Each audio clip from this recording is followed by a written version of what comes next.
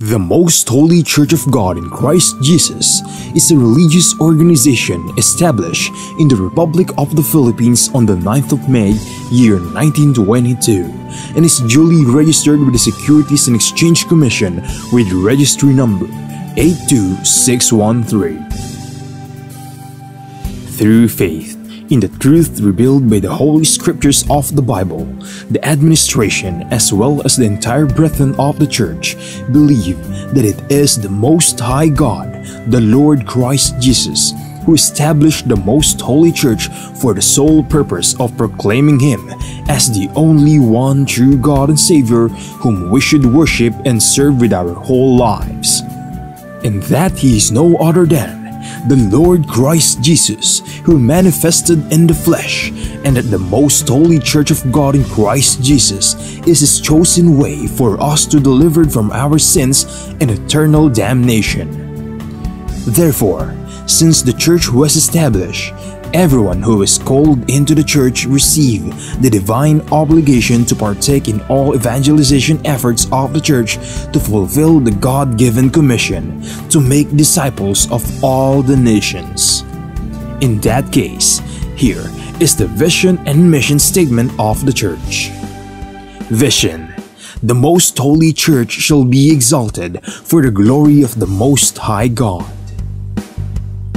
Mission: seed of one world, one nation.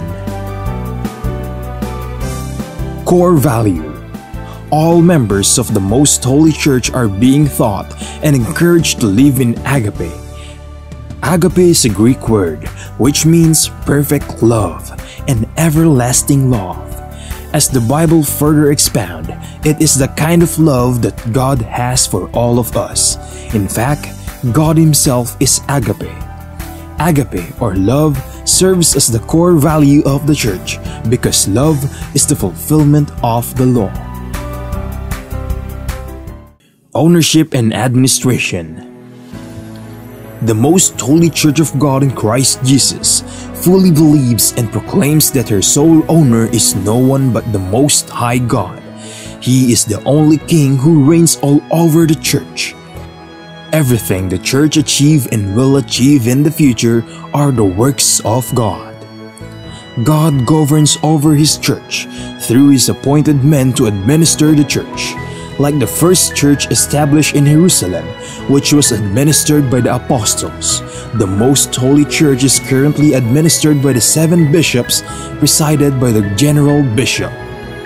The church administration oversees over the whole church and through the appointed council of elders, composed by the presbyters and ministers who were appointed to administer congregation and ministries. Expansion and growth: currently, the church has established congregation in most places in the 3 major islands of the Philippines, namely Luzon, Visayas, and Mindanao. Also, the church is making necessary preparation to intensify its expansion and establish congregation in all major cities and provinces in the entire country. There are also active congregation of the church in other countries. In the United States of America, in Canada, in Australia, Hong Kong, in Singapore, Malaysia, United Arab Emirates, Japan, Taiwan, Kingdom of Saudi Arabia, Qatar, Belgium, Cyprus, France, Germany, Italy, Spain, and United Kingdom. The Most Holy Church of God in Christ Jesus is looking forward to aggressively propagate the gospel, to edify the church in places where it was already established, and also to establish new congregation in other countries to complete the mission and fulfill the vision of the church. Services: since the main purpose of the existence of the Church is to propagate the gospel to all nations, the Most Holy Church established various evangelization efforts of the Church to reach more people even in the farthest corners of the world. The church produces evangelization programs that are aired via radio, cable TV, and in different social media or online platforms. Radio stations, Philippines.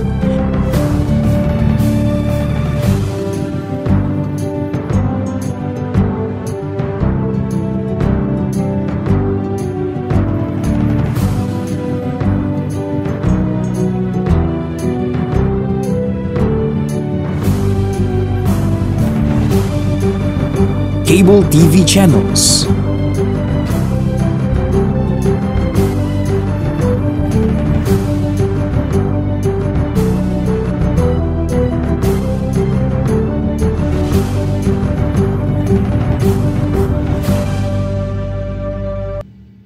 Online platforms, Facebook, MHC Media. YouTube, The Most Holy Church. Official website, www.mostholychurch.com. Charity. Aside from actively upholding evangelization efforts, the Most Holy Church is also active in charity works. Here are some of the ministries of the Most Holy Church established to serve both members and non-members of the church. Lingap Agape Ministry. The church established the Lingap Agape Ministry, which engages in community services like goods and charity donations, feeding programs, blood donations, and other services to cater church members and non-members who are in need. Damayang Kristiyano. On May 1, 2004, the church administration established the Damayang Kristiyano Ministry that aims to help the needs of the family of a deceased member of the Most Holy Church, especially in their burial expenses.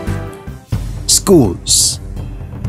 Pristine Heritage Academy, formerly known as Pristine Learning and Tutorial Center. The Pristine Heritage Academy was established by the Most Holy Church in February of 2009. The school is open to all church members and non-members alike for the fulfillment of a part of the Most Holy Church community service. Mahanaim Evangelical Academy. The church administration aimed to give standardized education and training to church members who aspire to become missionary workers and ministers of the church. Thus, in 2018, the church administration established the Mahanaim Evangelical Academy that provides classroom lectures and on-the-job training so that aspirants to partake in the Lord's mission may be molded to become a proud messenger of God. The Mahanaim Evangelical Academy mainly holds its training in Gabay Center, the training facility of the Most Holy Church located at Barangay Sumalo, Municipality of Hermosa, Province of Bataan, Philippines. The Centennial Celebration of the Most Holy Church. The Most Holy Church of God in Christ Jesus recently celebrated its 100th anniversary on the evening of the first day of May 2022 at the Gabay Center, the newly built facility of the church situated at Barangay Sumalo, Municipality of Hermosa, in the province of Bataan, Philippines. On the morning of the same day, the church held the inauguration and dedication of the Gabay Center. The Gabay Center is a training facility of the church built through the favor of God and the collective efforts of the entire brethren from around the globe. From the proud members of the church, we are inviting you to join us and be a member of the Most Holy Church of God in Christ Jesus, so that we may share the ever-abounding favor of God towards His beloved children. Please take time to listen to the preaching of all the topics composing the lessons of spiritual salvation, so that we may share to you the teachings and doctrines of the Most Holy Church, which are purely based on the Bible that will lead us to our soul's salvation.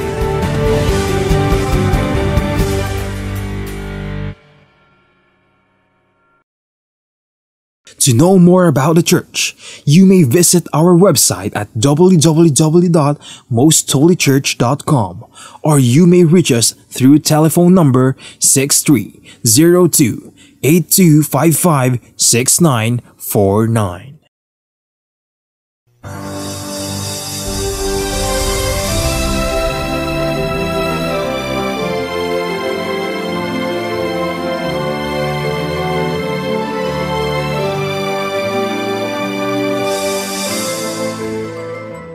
Kapayapaan po mga giliw naming mga taga-subaybay. Maraming salamat sa ating Panginoon Diyos sapagkat patuloy niya tayong pinagpapala at binibiyayaan ng buhay at kalakasan. At mga pagkakataong tulad nito na patuloy nating tuklasin at alamin pa at pagkatapos ay sampalatayanan ang banal na kalooban ng ating Panginoon Diyos na pawanghango sa banal na kasulatan. At ito po ay inihahatid sa inyo ng programang ito na ang Kabanal-Banalan.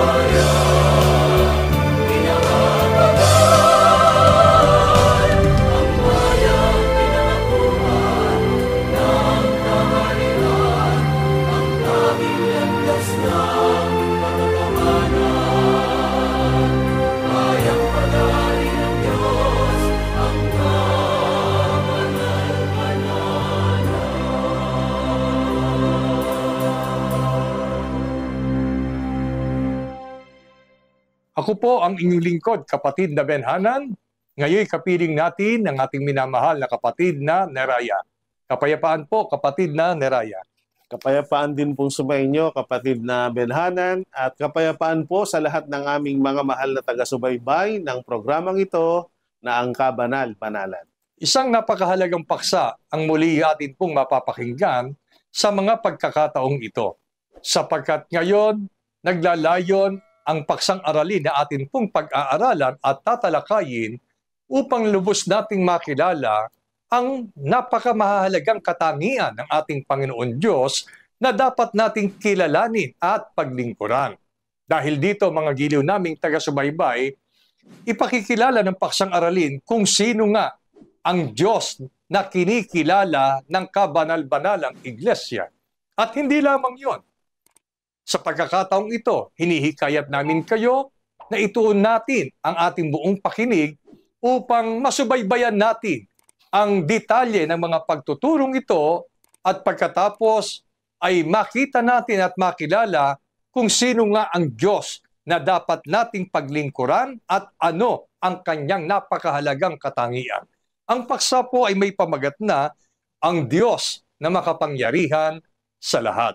Kapatid na Neraya, sa panahon pa ng mga unang lingkod ng ating Panginoon Diyos, mula sa banal na kasulatan, papaano ba niya ipinakilala sa kanyang lingkod ang kanyang sarili?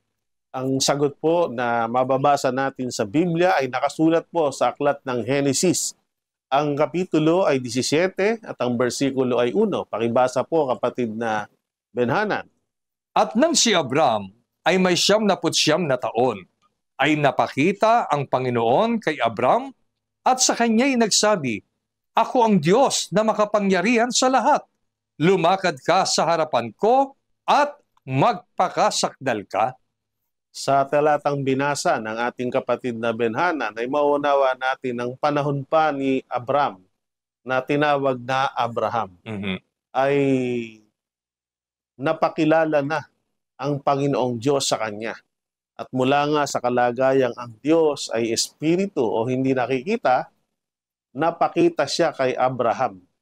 At ano ang sabi ng Panginoon bilang pagpapakilala sa kanyang sarili, gaya ng ating narinig, ayon sa salita ng Panginoong Diyos, "Ako anya ang Diyos na makapangyarihan sa lahat.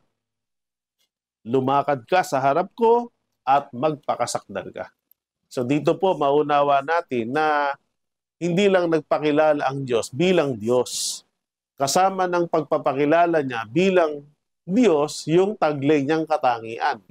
At ayon sa nabasa natin, at yun ay pinatunayan ng maraming ulit-ulit na pangyayaring naganap na nasulat sa Biblia, yung taglay niyang kapangyarihan. At hindi lang siya may taglay na kapangyarihan, Gaya ng ating nabasa, ayon sa Diyos, siya yung Diyos na pinakamakapangyarihan. Sa ibang salita, siya yung makapangyarihan sa lahat. Kung meron pong alam ang tao na kinikilala nilang gaya ng kanilang dinidiyos na meron ding tinatawag na kapangyarihan, kung ikukumpara sa Diyos na nagpakilala kay Abraham, walang makahihigit sa kanya. Sapagkat ayon nga sa salita ng ating Panginoong Diyos, sabi niya, ako ang Diyos na makapangyarihan sa lahat. At yun po'y isang katotohanang naranasan hindi lamang sa panahon ni Abraham, kundi hanggang sa paglipas ng mga panahon. Yun po mga giliw naming mga taga-subaybay. Kalakip ng pagpapakilala ng Diyos kay Abraham ay ipinakilala rin niya at itinuro kung gaano kakapangyarihan ang Diyos na dapat sambahin, paglingkuran ng lalaking si Abraham. At kalakip nito ay ang kautusan ng Diyos na makapangyarihan sa lahat. Una kay Abraham, ang pamumuhay na nararapat sa paningin ng makapangyarihang Diyos sa lahat. Magpakasakdal, sabi ng banal na kasulatan, nang ibig sabihin, lumayo sa pagkakasala at gumawa ng mga gawang ikababanal ng kanyang kaluluwa. At yun ay utos na mula sa Diyos na makapangyarihan sa lahat. Bukod doon, kapatid na Neraya, ano ang mga gawa at pangako ng Diyos kay Abraham na naghahayag ng kanyang napakamahalagang katangian sa makatwid bagay ang kanyang pagiging Diyos na makapangyarihan sa lahat? Ipagpatuloy po natin ang pagbasa sa Genesis pa rin, Kapitulo 17, versikulo 5 hanggang 7. Sasalin po ng Biblia na Tagalog Popular Version. Hindi na Abraham ang itatawag sa iyo, kundi Abraham, sapagkat ginagawa kitang ama ng maraming bansa. Pararamihin ko ang iyong mga inapo at magtatatag sila ng mga bansa at may magiging hari sa kanila. Tutuparin ko ang aking pangako sa iyo at sa iyong lahi, at ako'y magiging Diyos ninyo habang panahon. Narito po ang pagpapatuloy na pagpapahayag ng mga salita ng Diyos na makapangyarihan sa lahat. Sa uring pangako ay sinabi ng Diyos ang kanyang mga gagawin na palatandaan at pasimulang paghahayag kay Abraham na ang Diyos na ito ay Diyos na makapangyarihan sa lahat. At kung babalikan nga po natin yung sinabi ng Panginoon, ayon sa kanyang pangako, pararamihin ko ang inyong mga inapo. Ang paraan, silaan niya ay magtatatag ng mga bansa at may magiging hari sa kanila. At ang ikalawa, sinabi ng Diyos, hindi na Abraham ang itatawag sa iyo, kundi Abraham, sapagkat ginawa kitang ama ng maraming bansa. At ikatlo, tutuparin ko ang aking pangako sa iyo at sa iyong lahi. Ako'y magiging Diyos ninyo habang panahon. So dito po sa tatlong bagay na ito, na sinabi at pinangako ng Diyos, ito ay naghahayag na dahil ang Diyos po ay makapangyarihan sa lahat, kaya niyang mangako at kaya niyang tuparin ang kanyang pangako. Kung iisipin po natin, ano ba yung dating kalagayan ni Abraham? So alam po natin, kung itutuloy natin yung kasaysayan, siya po ay nag-asawa at ang kanya nga pong asawa ay tinatawag na Sara o Sarai, na kung saan matagal na sila nagsasama, hindi sila nagkakaanak. Pero nung nagpakilala ang Diyos sa kanila, kahit sila'y nasa edad na si Abraham noon ay 100 taon na. At si Sarah na kanyang asawa ay 90 anyos na. Kung isipin natin, sa kaisipan, kaalaman at kakanyang pangtao, imposible nang magkaanak o dumami ang lahi ni Abraham. Pero dahil nakasumpong ng biyaya sa paningin ng Diyos na makapangyarihan sa lahat, si Abraham, siya ay pinangakuan nito. At ayon sa pangako, yun ang magiging paraan para mabago ang kanyang kalagayan. Mula sa kalagayang walang anak, ipinangako ng Diyos na sila ay pararamihin. At ayon nga sa nasusulat, sindami ng buhangin sa dagat ang magiging lahi sa laman ni Abraham. At hindi na nga Abraham ang kanyang mananatiling pangalan, kundi Abraham, sapagkat ang kahulugan nga ng Abraham ay Father of Many Nations. Isang kahulugan po yan. Magiging ama siya ng maraming bansa sapagkat yung lahi na magmumula sa kanilang pagsasama ng kanyang asawa ay magiging kasangkapan upang makapagtatag ng mga bansa at mula sa kanyang lahi magkakaroon ng mga hari na titindig bilang mga kaharian. Yun ang mga ipinangako. At kasama sa pangako ng Diyos, itong pangako ko nito, tutuparin ko to.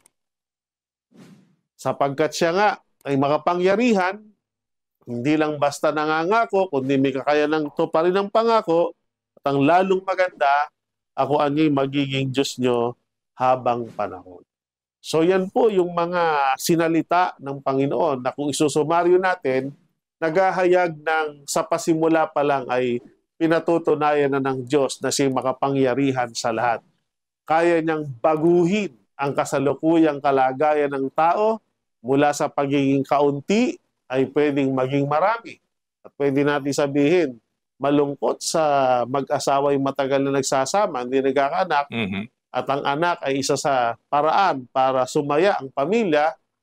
Mula sa malungkot, pwedeng dahil sa gawa ng Diyos na makapangyarihan sa lahat, na magkaroon sila ng anak, mula sa malungkot ay maging masaya. So ang punto po rito, kung itutuloy natin yung mga kasaysayan, ang lahat ng pangakong ito ay hindi lang sinabi ng Diyos, naganap ang lahat ng ito. Na nagpapatunay yung Diyos na napakilala kay Abraham ay hindi pangkaraniwang Diyos na kinikilala ng sanglibutang ito, kundi nagtataglay ng kapangyarihan at walang makahihigit sa Kanya, sapagkat siya po ay Diyos na makapangyarihan sa lahat. Mga giliw naming mga taga-subaybay, ibig ko pong balikan ang kasaysayang ito na posible kasi na pwedeng gawin ng Diyos sa isang mag-asawa na biyayaan sila ng maraming anak.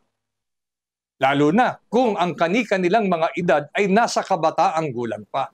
Pero tandaan natin, ang pinangakuan ng Diyos na makapangyarihan sa lahat ay ang mag-asawang Abram at Sarai na lipas na ang kanilang panahon. Ang sabi pa nga, kapatid na ni Raya sa Biblia, ay lipas na ang pagkababae ni Sarai. Kumbaga tuyot na ang kanyang bahay bata. Pero nangako pa rin ang Diyos na makapangyarihan sa lahat.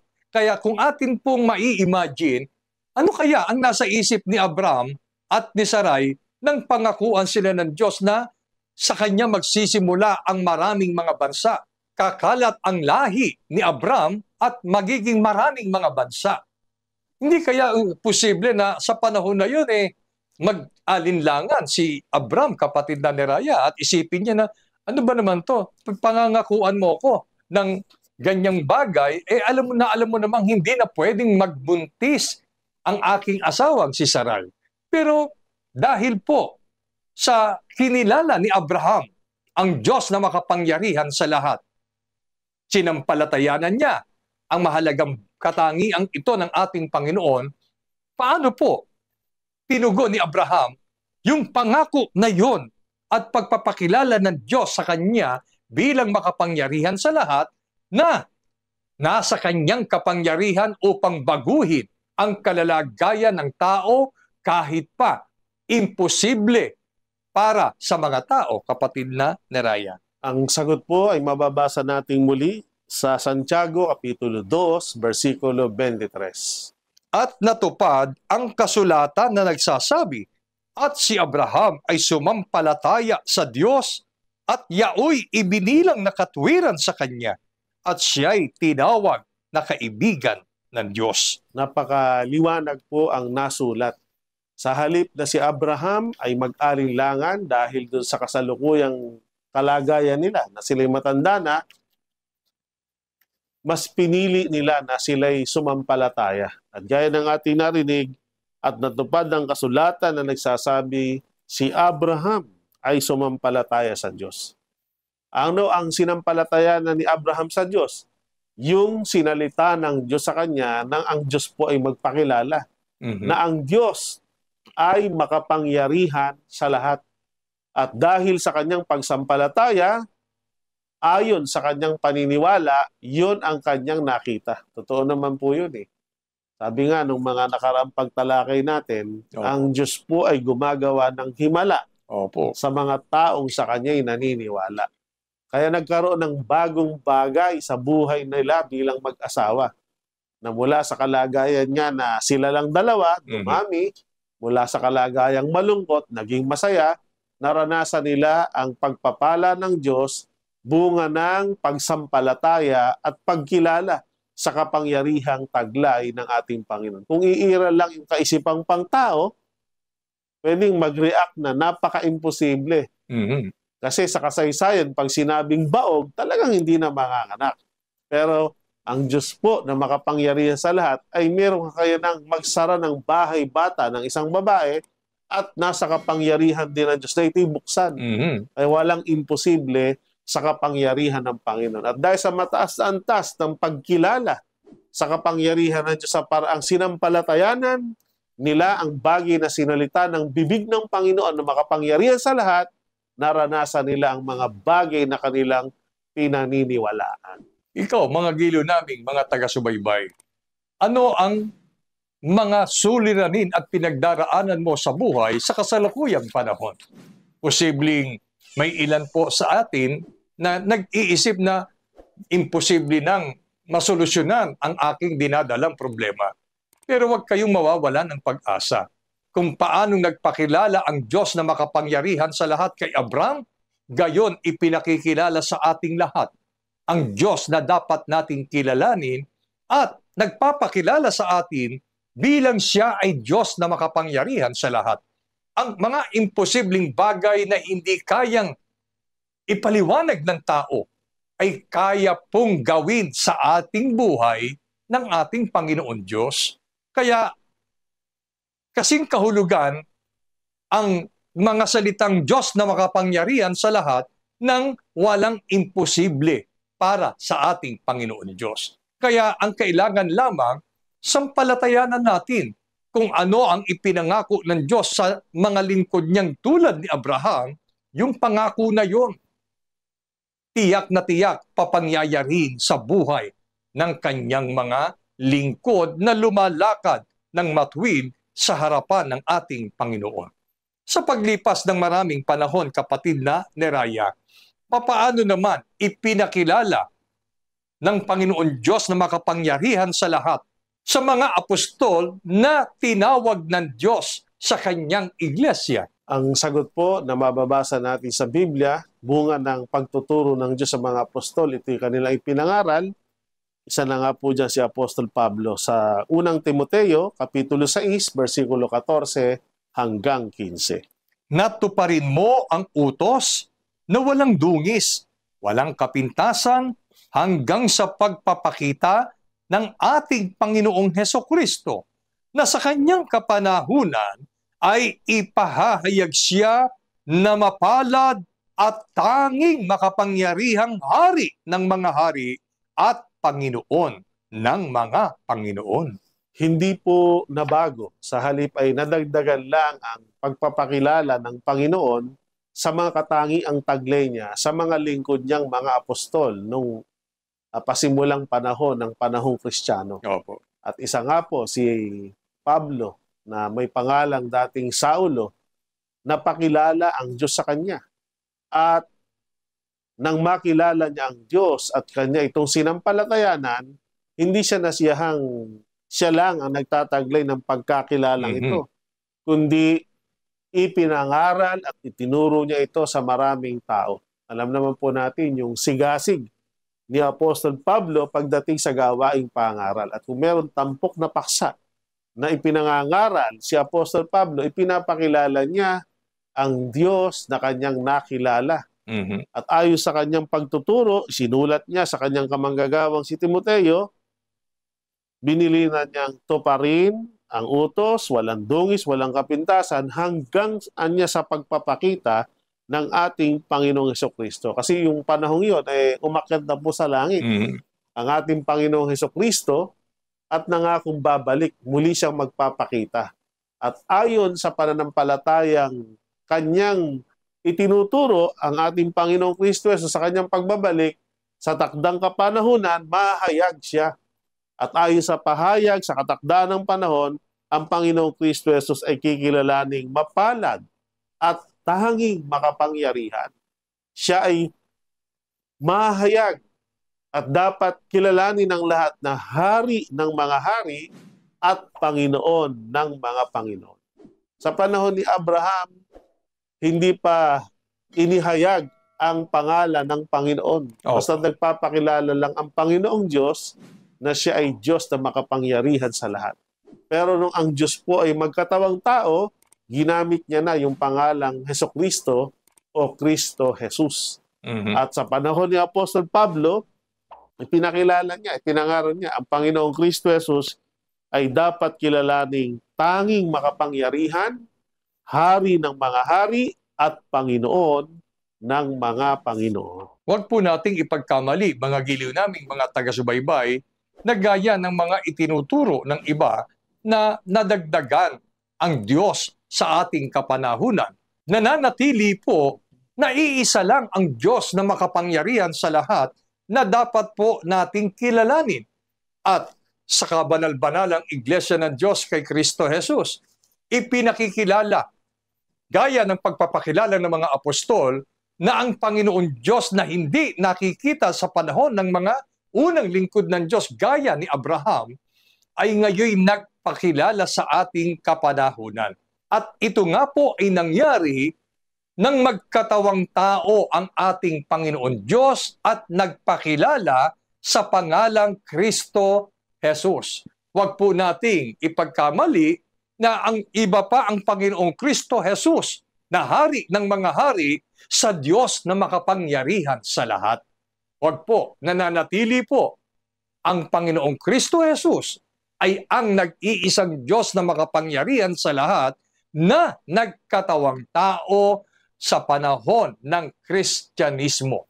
Dahil dito, mga giliw naming taga-subaybay, tanggapin natin at sampalatayanan natin gaya ng pag-uutos at pagbibili ng lalaking si Pablo sa kanyang kamanggagawang si Timoteo. Natuparin natin ang utos, sampalatayanan natin ang Panginoong Kristo Jesus na Diyos na makapangyarihan sa lahat. Siya ang hari ng mga hari, Panginoon ng mga Panginoon. At kung sasampalatayanan natin na ang Panginoong Kristo Jesus ay ang Diyos na makapangyarihan sa lahat, ano po ba ang maaasahan natin na ipinangako ng ating Panginoong Kristo Jesus sa sino mang sasampalataya sa Kanya sa tunay niyang kalagayan at kapangyarihan, kapatid na Neraya? Ang sagot po ay mababasa natin sa Juan, Kapitulo 11, versikulo 25 hanggang 26 sa salin po ng Biblia na Revised Tagalog Popular Version. Sinabi sa kanya ni Jesus, "Ako ang nagbibigay buhay at muling pagkabuhay. Ang sino mang sumasampalataya sa akin, kahit mamatay, ay muling mabubuhay. At sino mang nabubuhay at sumasampalataya sa akin, ay hindi mamamatay kailanman. Naniniwala ka ba sa sinabi ko?"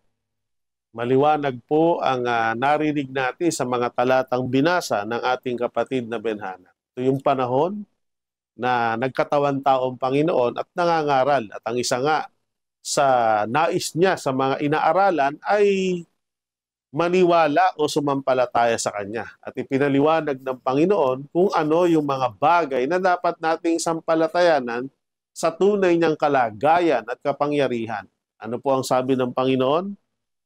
Akoan niya, sabi ng Panginoong Kristo Jesus, ang nagbibigay buhay. At akoan niya ang muling pagkabuhay. Kung ang sino man niya ay sasampalataya sa akin, kahit na siya ay mamatay, ay muli siyang mabubuhay. At sa kasalukuyang panahon, kung ang sino man niya ay nabubuhay pero nabubuhay na sumasampalataya sa akin, hindi niya siya mamamatay kailanman. Naniniwala ka ba sa bagay na ito? Dapat po maniwala tayo sapagkat kung hindi natin paniniwalaan ang salita ng Diyos, ang salita ng ating Panginoong Kristo Jesus, kanino pa tayo maniniwala? Samantalang ipinakilala ni Apostol Pablo ang isang katotohanan, ang Panginoong Kristo Jesus, siya yung tanging makapangyarihang hari ng mga hari at Panginoon ng mga Panginoon. Hindi siya iba sa Diyos na nagpakilala kay Abraham na Diyos na makapangyarihan sa lahat. At sa katunayan, binigyang diin ng Panginoon sa kanyang pagtuturo na siya yung nagbibigay buhay. Kumbaga po siya yung author of life. Mhm. Walang sino man o anumang may buhay na hindi galing sa kanya sapagkat siya ang pinagmumulan ng buhay at ng ikabubuhay. At ang magandang balita, tayong mga tao, kung sakaling dumating yung panahon na tayo ay pumanaw o mamatay, hindi tayo mamamatay magpakailanman. Hindi tayo mananatili sa kalagayang iyon. Opo. Kapag ikaw ay nabuhay na sumasampalataya sa Panginoon, pag tayo namatay, ang ating pag-asa na dapat nating sampalatayanan sapagkat sinalita ng bibig ng Diyos na makapangyarihan sa lahat, tayo po ay muling mabubuhay. Hindi tayo mananatiling patay. Kumbaga, dito mangyayari yung tinatawag na essence of life. Aha. Ang esensya ng buhay, hindi tayo binuhay ng Panginoon para sa dulo mamatay lang. Hindi kung ikaw ay namatay na taglay ang pananampalataya at pagkakilala sa kapangyarihan ng Diyos na makapangyarihan sa lahat, muli kanyang bubuhayin.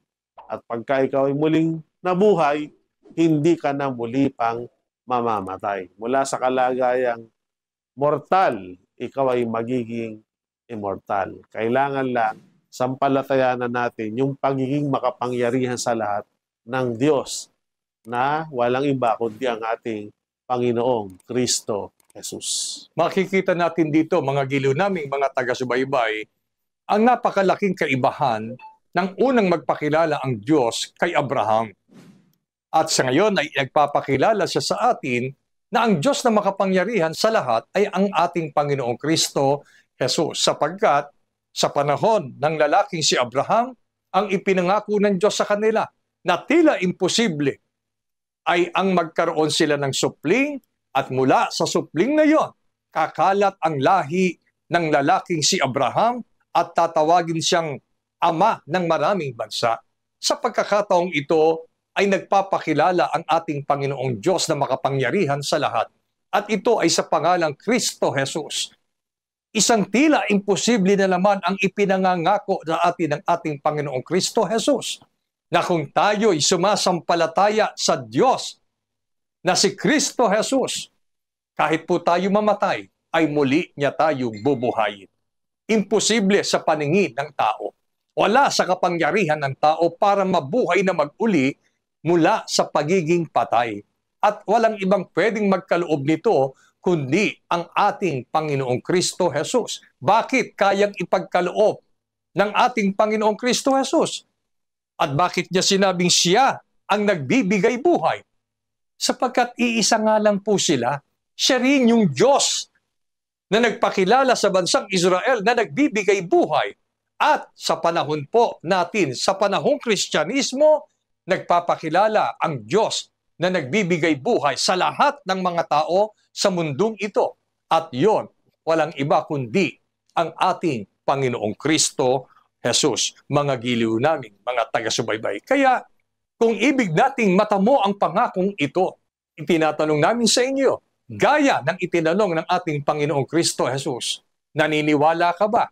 Sumasampalataya ka ba na kayang ibigay ito sa iyo ng ating Panginoong Kristo Jesus?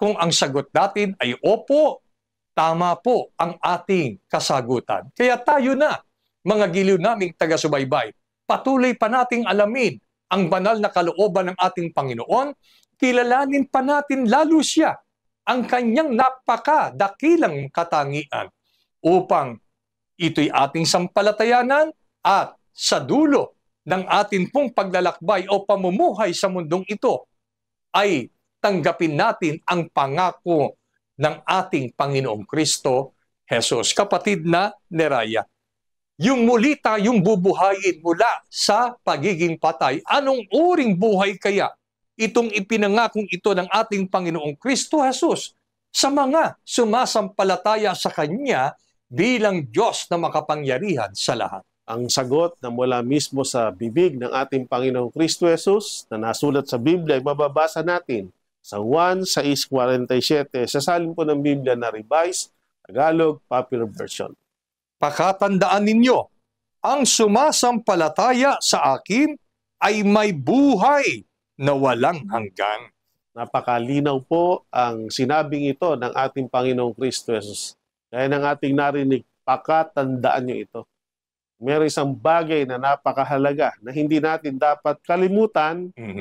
Kailangan nga ay dapat nating sampalatayanan ang salitang ito ng ating Panginoong Hesukristo. Na kung tayo man ay mamatay, muli niya tayong bubuhayin, at dahil tayo sumasampalataya sa Kanya, ang buhay na ipagkakaloob niya ay buhay na walang hanggan. Kaya nga sabi, hindi na muling mamamatay. Kasi nga, iba na kumpara sa taglay nating buhay. Dalawa po kasi ang buhay na ibinibigay ng Panginoon eh. Opo. Isang tinatawag na temporary life, yung buhay natin pansamantala lang, tinatawag na hirap na buhay, at isang permanent life. Ang permanent life, yun nga po yung buhay na walang hanggan, at yun ay ipinagkakaloob niya sa mga taong sumasampalataya sa Kanya bilang Diyos na makapangyarihan sa lahat. Kaya napakahalaga po na sampalatayanan natin ang ating Panginoong Kristo Jesus. At ang isang bagay na dapat sampalatayanan tungkol sa Kanya ay ang pagiging makapangyarihan niya sapagkat siya po ang nagbibigay ng buhay kahit na tayo ay lumagay sa kalagayang pumanaw o mamatay, ang kaloob niyang buhay mula sa temporary life, mas mahalaga kaysa ron ang permanent life, ang buhay na walang hanggan. Sana mga giliw naming mga taga-subaybay ay naging maliwanag sa awat tulong ng ating Panginoon Diyos ang mga pagtuturong ito. At dalangin namin na lumikha ito sa inyo ng isang pananampalatayang karapat-dapat sa harap ng ating Panginoon. Sa makatuwid ay ang gaya ng maging pananampalataya ninyo, na siyang pananampalataya namin na ang Diyos na makapangyarihan sa lahat, na nagpakilala sa ating kapanahunan at ngayon ipinakikilala namin sa inyo, ito'y walang iba kundi ang ating Panginoong Kristo Jesus. Tayo na po, tanggapin natin sa ating puso at sampalatayanan natin na siya ang iisang Diyos na dapat nating pagtiwalaan, paglagakan at pag-ukulan ng karapat-dapat na paglilingkod at pananambahan. Mga giliw namin mga taga-subaybay, sa ganitong kaparaanan, sama-sama nating tanggapin at tamuhin ang ipinangako ng ating Panginoong Kristo Jesus, ang pangakong buhay na walang hanggan. Ipagpala sa atin ang mga pagtuturong ito mula ngayon at magpakailanman. Amen. Maraming salamat po sa inyong pagtangkilik sa palatuntunang ito ng Kabanal-Banalang Iglesia ng Diyos kay Kristo Jesus. Kung nais po ninyong mapanood ang iba pa naming programa at upang lubos po ninyong makilala ang Kabanal-Banalang Iglesia ng Diyos kay Kristo Jesus, mag-subscribe sa ating YouTube channel na The Most Holy Church, bisitahin ang aming Facebook page na MHC Media. At bisitahin ang ating official website na www.mostholychurch.com. Maraming salamat po.